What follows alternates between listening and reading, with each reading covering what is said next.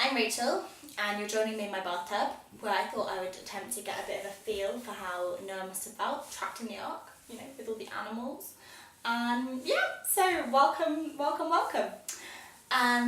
Today I want to talk a little bit about Genesis 8, which is the part of Noah's story where he finally gets out of the ark.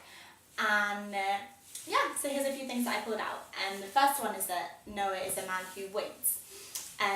Right in the start of his story, where God tells him to build the ark in a land where it never rains, Noah has to wait. He has to build this ark and wait for the rain to come. And he does that, and God's faithful in his promises, and the rains came. And here now, again, we join him as he's been on the ark for 5 months, and he's waiting for the rain to stop. And I can't imagine what it would have been like. I'm going to assume that the animals on Noah's ark were a little bit less well behaved than these guys. And I expect his whole family was kind of on at him, like, no, when's it going to stop? Are we ever going to get off this boat? Have you led us to our death? And Noah was patiently waiting for God's promise to come true in this situation. And I think in my own life, God, 9 times out of 10 when I ask him for a yes or no answer, God asks me to wait. And this can be deeply frustrating, but also I've learnt to really cherish those times which is most of the time, when I'm waiting on something that God has asked me to wait for. And actually it's in these times that I find God really teaches us what his heart for us is, when he really teaches us to trust in the promises that he's made and have faith in him for the future, and that he's a good God who wants to look after us and has good things for us. And Noah is a man who waits. Secondly, God is a God who remembers. In verse 1 of chapter 8, it just says really simply, God remembered Noah.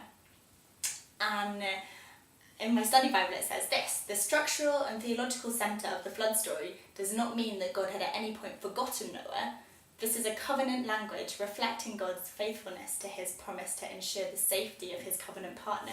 And I just think that language is really beautiful, that Noah is in covenant with God. He's his covenant partner in much the same way that we're God's covenant partners, and that God has made promises to us which he intends to fulfill, and that we can really trust in that. And so God is a God who remembers. And thirdly, God is not only a God who remembers, but he's a God who makes promises for our future as well.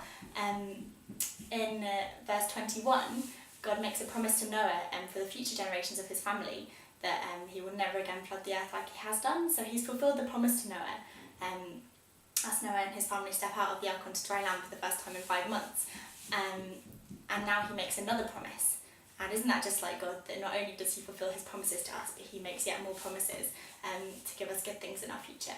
So I just really want to encourage you, if you're in a season of waiting, that it's a really good thing, that actually it's a time when you can just really begin to understand how faithful God is to you, and to really just wait on him for the future promises and goodness that he has in store for you.